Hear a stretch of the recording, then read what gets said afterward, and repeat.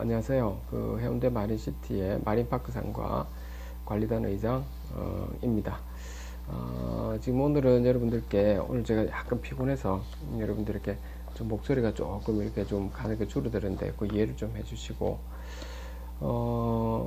전반적으로 오늘은 여러분들께, 하자 보수 보증금에 대한 이제 그 예치 및 반환하는 방법이라든지 장충금에 대한 적립 방법들, 이제 이런 부분을 좀 말씀드리고, 그리고 민사소송에 드는 그 비용들 있죠. 요즘들 여러분들이 위원회에서는 좀 알고 있어야 된다라고 하는 부분이고요.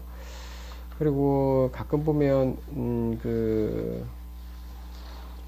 이제 그 임대차 계약이라든지 또는 이제 여러 가지 그 부동산 관련돼 가지고 입점주 분들께서 여쭤보는 부분이 좀 저희 상가 같은 데 있었는데, 그걸 좀 하나 몇 가지 사례를 들어서 말씀을 좀 드릴까 합니다. 먼저 여러분들이 그 주식 같은 거는 여러분들 잘 알고 있을 테니까, 우리는 공동주택법과 집합건물법의 기준에 맞추어서 회계에 대해서 좀 말씀을 먼저 드릴게요. 우리 재무제표상에서는 지금 기본 가정은 뭐냐면 기업이 실체가 있어야 된다라고 하는 거였죠. 재무제표는 그런 기본 사항이죠, 여러분들. 그리고 화폐 단위의 책정에 대한 책정이 가능해야 된다라고 하는 거고, 그리고 이 관리단 자체가 계속 아마 있다라는 가정, 그리고 기간별로 반드시 보고를 한다라고 하는 부분이죠. 이 기본 가정 하에서 우리가 재무상태표라든지, 그리고 손익계산서 대신에 우리 뭐라고 부르죠? 운영성과표, 그리고 이익잉여금 처분계산서와 주석으로 이렇게 우리 재무제표는 나누어서 우리가 지금 일반인들, 그 임차인들이나 그 소유자분들한테 보여주게 되는 거죠. 그때 여러분들, 우리 같은 관리단 같은 경우는 비영리 기관이기 때문에 이제 그 대체적으로 그 수익 비용, 그러니까 관리외 수익에서의 수익 비용으로 인식을 해서 바로 그 세무 처리를 한다고 그때도 말씀을 드렸죠. 그때 우리가 지금 유형자산에 대한 회계인데요. 이 유형자산에 대한 회계 부분에서는 그 성과평가의 관점에서 지금 보게 된다면 감가상각이 여러분들이 들어가게 됩니다. 그렇죠? 그러면 성과를 평가할 수 있기 때문에 그런 거죠. 그런데 반해서 자원의 사용 가능성이라는 관점에서 보게 되면 감가상각은 그걸 보지 않고 그냥 비용 처리만 하게 되겠습니다. 그러니까 그런 부분도 여러분들이 한번 살펴볼 필요는 있어요. 그럼 이거 뭐가 좋다 나쁘다 하기는 그렇습니다, 여러분들. 이제 근데 너무 간단하게 그냥 생각 안 하고 하려고 하면은 뭐 보통 감가상각 부분에 대해서 안 들어가고 바로 처리하죠, 경리분들이. 근데 한번 성과평가 관점에서는 본다면은 감가상각까지도 한번 어떤 자산들에 대해서는 평가를 해서 지금 분결 처리하는 것도 필요하지 않을까, 이렇게 저는 봅니다. 제 개인의 의견입니다. 일단은. 그리고, 지금 공동주택관리법상의 회계 기준에서는 지금 그 관리비 등에 대해서 납부 및 공개가 있고, 그 관리비 예치금의 중심 및 반환, 그리고 회계감사의 대상 및 절차, 회계 서류에 대한 작성, 보관 및 공개, 이런 부분이 있는데요. 이제 이런 부분 공동주택관리법령상의 회계 기준인데, 우리 지금 집합건물법은 그거까지는 안 들어가 있지만 좀 더 간단하죠. 그렇지만 되도록이면 공동주택관리법을 조금 따라주는 게 좋죠. 그게 좀 잘 나와 있기 때문에 그게 뭐 약간 변형돼야 될 부분이 뭐가 몇 가지가 있겠죠. 그런 거 빼고는 별 그런 건 없을 겁니다.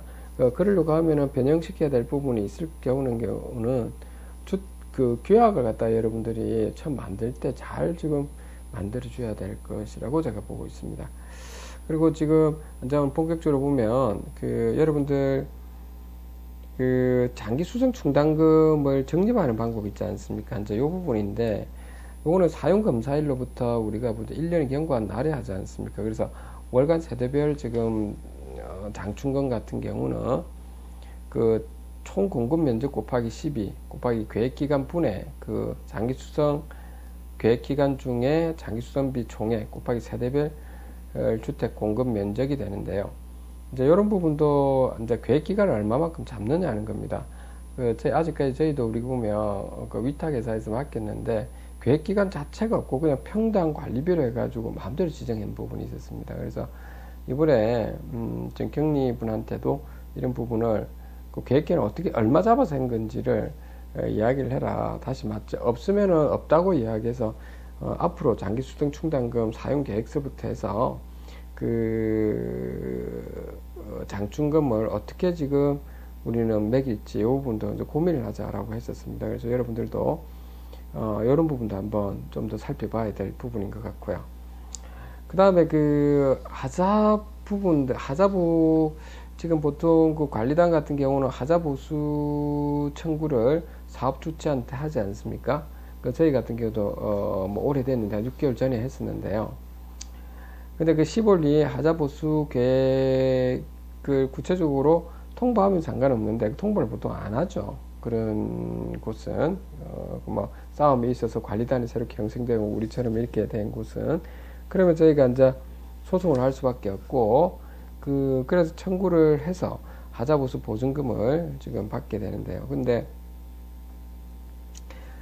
제가 말씀드린 소송하는 거는 뭐 그렇다 치더라도 그 변론으로 제가 하자 진단 및 감정을 위해서 지출한 비용이 있을 겁니다. 이제 그 부분에 대해서는 여러분들이 조금 더 생각을 좀 해봐야 되죠. 먼저 가거라. 그래서 그 하자 진단 및 감정을 위해 지출한 비용 중에서는 학생이 지금 가서 그렇게 이야기했는데요. 그 진단 감정을 위한 비용 부분에서 우리 같은 경우는 사전에 소송하기 전에 사전 하자 진단 업체를 통해서 한번 감정을 좀 의뢰를 했었습니다. 저희 같은 경우는. 그래서 아마 저희 상가 같은 경우 금액은 제시하기는 좀 그렇고요. 하여튼 금액이 어느 정도는 나왔습니다. 먼저 가거라. 내가 갈게. 가거래. 그래서 이제 감정을 해보니까 지금 이제 나온 부분이 하여튼 그 금액이 어느 정도는 지금 나왔었는데요. 그 금액이 뭐 예를 들어서 A1이었다고 합시다. A1이라고 이렇게 하겠습니다. 그리고 이제 실제 이제 하자 소송을 하지 않습니까? 그렇죠? 그 소송을 해서 법원에 있는 감정 결과가 좀 나오지 않습니까? 그렇죠? 그러면 좀 B1이 나오겠죠. 근데 그 차이가 조금 많이 큰 경우가 좀 생기면 저희 같은 경우도 좀 많이 좀 크더라고요. 보니까 우리가 예상했던 것보다는 조금 더 심하게 좀 나오는 부분이 있었습니다. 그래서 다시 감정을 해야 되나 말아야 되는 부분이 있는데 좀 검토를 하고 있는 중인데 왜 지금 우리가 사전 하자 진단 업자를 통해서 한 부분이랑 법원 감정을 통해서 지금 했던 부분이랑의 그 차이가 왜 그렇게 좀 벌어지는지에 대해서 그 사전 진단 업체랑 지금 현재 법원 감정하는 그 업체랑 우리가 조율을 해서 소장님께 관리소장님께 지금 말씀을 드려놨습니다. 그 차이가 나는 그 항목마다 다 그걸 좀 찾아봐야겠습니다. 조금 그분이 좀 소장님 원래 그렇게 해야 되죠. 그러니까 저희가 상가를 조금 그런 걸 하지 않아서 요즘 좀 다그치고 있는데요. 그래서 그 차이가 왜 발생하는지를 지금 이제 보고서 형태로 작성을 아마 좀 하도록 그렇게 시켜놨습니다. 그래서 아마 조만간 아마 그 보고서가 나올 텐데요. 아무튼 간에 지금 사전에 근데 여러분들이 소송을 해서 여러분들 하자 진단 감정에 대한 비부용은 있지 않습니까? 그 부분은 여러분들이 소송이 끝나고 났을 때 그 법원에서 판결을 해줍니다. 그런데 반해서 사전에 하자 진단 비용 같은 경우는 그런 부분에 대해서는 그 관리단 자체에서 비용으로 처리를 해야 될 부분일 겁니다. 요즘은 여러분들이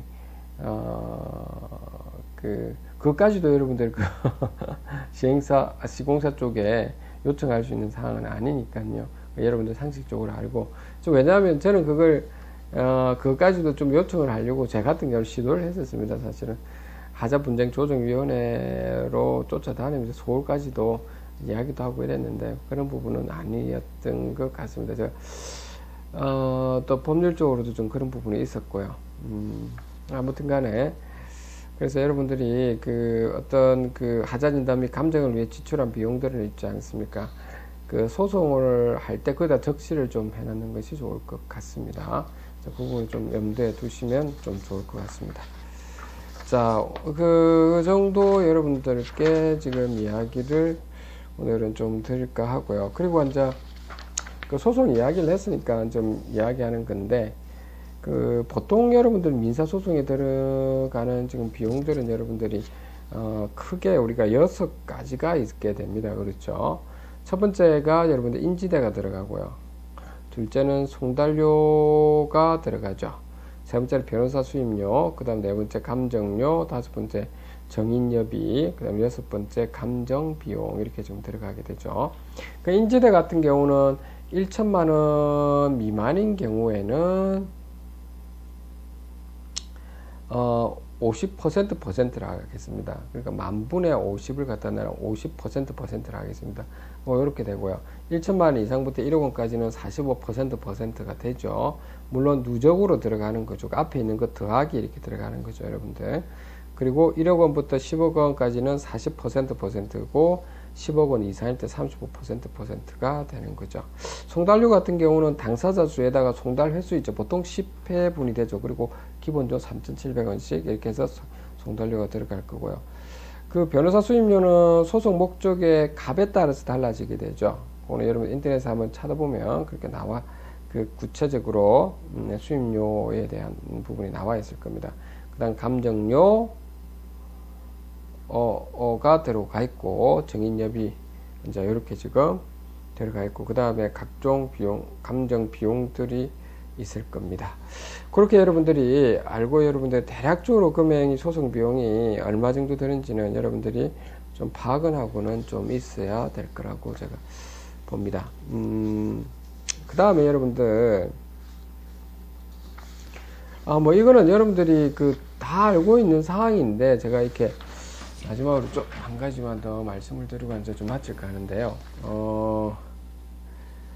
지금 뭐냐 하면은 여러분들이 참 저도 이게 좀 안타까워서 그러는 건데요. 저희가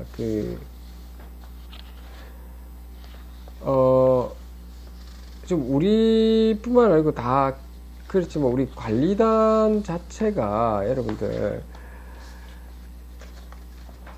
상가 같은 경우, 오피스텔이나 상가 같은 경우에는 이 공동 소유로 되어 있지 않습니까? 전체가 그 구분 소유권으로 되어 있다 보니까, 그러니까 소유라고 하는 거는 공유라든지 합유, 총유가 있지 않습니까? 그렇죠?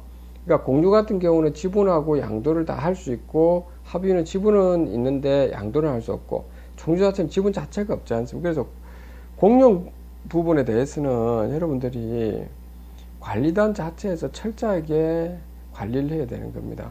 그 지분권 자체가 없는 겁니다. 그러니까 여러분들 나중에 위원들 중에서는 그걸 잘 모르시는 분들은 어떤 층별로 해가지고도 그 복도 같은 경우도 있죠. 여러분들이 분명히 그거는 봤을 때 복도기 때문에 그 지분권 자체가 행사 자체가 안 됩니다. 그러니까 그걸 어불성설 우리 상가 같은 경우도 참 이게 말이 안 되는 어떤 지분권 개념으로 들어가던데 그런 거 전혀 아니거든요, 여러분들. 그래서 그 점을 염두에 두고 여러분들께서 꼭 지금 살펴봐 주셔야 됩니다. 좀 흔들려서 죄송합니다. 그래서 이제 그 부분을 좀 염두에 두시고요. 그 다음에 보통 우리가 어떤 상가에 우리가 지금 보게 되면은 우리가 크게 보면은 이렇게 되죠. 어떤 물건이 있다. 그 물건이라고 했을 때 점유도 하면서 본권, 내 소유도 가지고 있다. 라고 하는 부분이 있고, 점유는 하는데 실제적인 소유권을 가지고 있지 않을 때도 있죠. 이제 그런 부분이 있죠. 그래서 우리가 점유권은 사실은 어떤 물건에 대한 사실상의 지배를 이야기하지 않습니까? 그리고 본권은 지배할 수 있는 권리를 이야기하는 거고요. 맞습니까, 여러분들? 자, 그렇기 때문에 여러분들이 우리가 지금 관리단 차원에서가 이렇게 말씀을 드리는 건데요. 관리단 차원에서는 지금 지배할 수 있는 권리와 어떤 사실상 지배하고 있다라고 하는 부분이 그런 개념에서 우리가 좀 살펴봐야 될 부분이, 우리는 지금 둘 다를 가지고 있어야 되는 거죠. 관리단 차원에서는 좀 약간 횡설수설한 것 같습니까? 그러니까 지금 어떻게 보면 임대인은 간접 점유고 임차인은 직접 점유가 되어 있지 않습니까? 그런데 그 관리단이라고 하는 존재는 점유권과 본권을 다 가지고 있는 겁니다, 여러분들. 둘 다를 가지고 있고, 사실 위탁 관리 회사들은 그러면 위탁 관리 회사가 사실 점유를 가지고 있는 이런 건 아니다는 거죠. 그러니까 우리가 관리단이 사실은 간접 점유와 직접 점유를 다 가지고 거기서 앉아서 모든 것이 좀 통솔을 해야 될 부분이고요. 상가 같은 경우는. 그래서 여러분들이 그 점을 염두에 두고 그 관리업체가 진행하는 방향이 좀 모르는 곳이 대부분이거든요. 관리업체들 생각보다 여러분들이 굉장히 노하우가 약합니다. 우리 전체적으로 우리나라가 그렇습니다. 그래서 여러분들 그 관리위원회에서 그 회계뿐만 아니고 하자라든지 뭐 각종 여러분들 설계를 다부지게 하시는 부분이 가장 바람직할 거라고 봅니다. 그래서 잘 여러분들이 해야 될 상황인 것 같고요. 그 다음에 이제 마지막으로 여러분들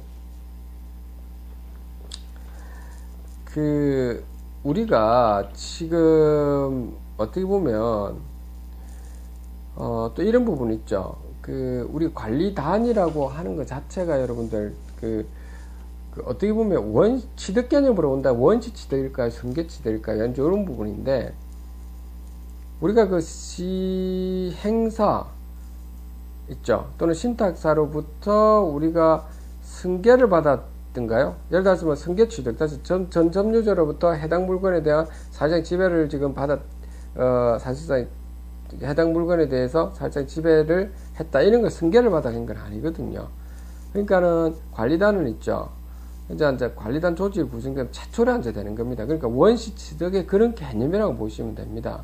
사실상의 지배가, 그러니까 조직이 성립되면 있기 때문에 처음에 여러분들이 관리단에서 규약이 만들어져 최초의 관리단이 지금 존재를 할 때는, 그때는 관리 규약이 과반수 4분의 3이 안 넘었다고 해서 그 관리 규약이 문제 있다 이런 건 아닙니다, 여러분들. 최초에는. 그래서 과반수를 넘고 나면 시행사 쪽에 암묵적으로 지금 승인해 주는 조건이기 때문에 그걸 염려를 안 하셔도 여러분들이 될 겁니다. 오늘은 이 정도로만 여러분들이 하도록 하겠습니다. 감사합니다.